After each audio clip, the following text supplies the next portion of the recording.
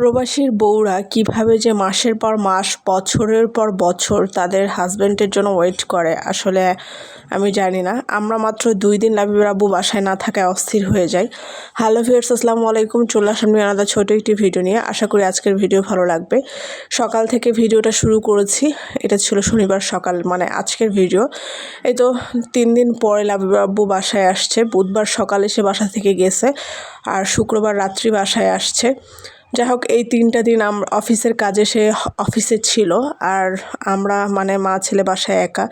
এতটাই খারাপ লাগতেছিল, তাকে এতটাই মিস করতেছিলাম বলে বুঝাইতে পারবো না। রাত হলে তো আমার ছেলেটা কান্নাকাটি করতো তার বাবার জন্য আর বারবার বলতো আব্বু আতু আব্বু আতু, মানে সে তার বাবাকে বাসায় আসতে বলতো। এটা দেখে না আমার কাছে তখন খুবই খারাপ লাগতো।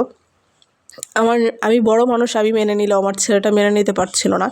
তখন আর কি নিজেকে দিয়ে ফিল করতেছিলাম যারা প্রবাসী বাচ্চারা আছেন বা বউ আছে তারা তাহলে কিভাবে এইভাবে থাকে বছরের পর বছর, মাসের পর মাস। জানি না, আল্লাহ সবাইকে ধৈর্য দিক, তৌফিক দান করুক, আমিন। সবাই প্রবাসী ভাই এবং বোনেদের জন্য দোয়া করবেন, সেটাই হচ্ছে আমাদের কাম্য। এছাড়া আর বলার কিছুই নাই। যাই হোক, তারপরে তো দুপুরে হচ্ছে যে রেডিমেড খাবার খেয়ে নিচ্ছিলাম আর কি। কালকে লাবিবের আব্বু আসার সময় চাইনিজ খাবার নিয়ে আসছিল। আজ কয়েকদিন হলো তো রান্না বাড়া ঠিকভাবে হয় না, লাবিবের আব্বু বাসায় ছিল না, ভালোই লাগতো না। যাই হোক, কোনো রকমে এটা ওটা খেয়ে আমরা পার করেছি।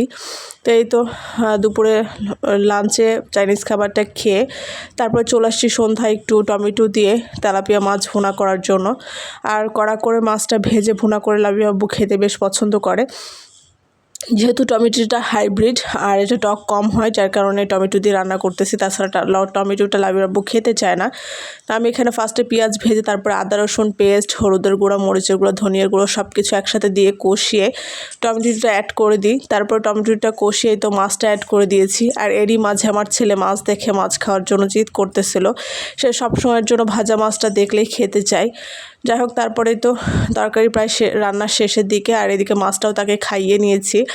আর এখন তো কিছু 3 পিস নিয়েছিলাম ঈদ উপলক্ষে, যেহেতু ঘরের মধ্যে সুতি 3 পিসটাই বেশি পরা হয়। বাচ্চাটা ছোট, বাইরে যেতে আসতে যেন ক্যারি করতে সুবিধা হয়, যার কারণে আর কি ভালো লাগে। আর ভালো লাগার ফলে একসাথে 3টা নিয়ে নিয়েছি।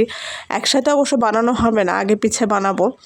যাই হোক, 3 পিসগুলো কিন্তু দেখতে অনেক সুন্দর ছিল, ক্যামেরায় কেমন লাগছে জানি না। তো এই ছিল আজকের আমাদের ছোটোখাটো ভিডিও। কে কোথায় থেকে আমাদের ভিডিওগুলো দেখেন আর আপনাদের কাছে কেমন লাগে অবশ্যই কমেন্ট করতে ভুলবেন না। যদি ভালো লাগে লাইক শেয়ার কমেন্ট করে সাথে থাকবেন। সবাই ভালো থাকবেন, সুস্থ থাকবেন,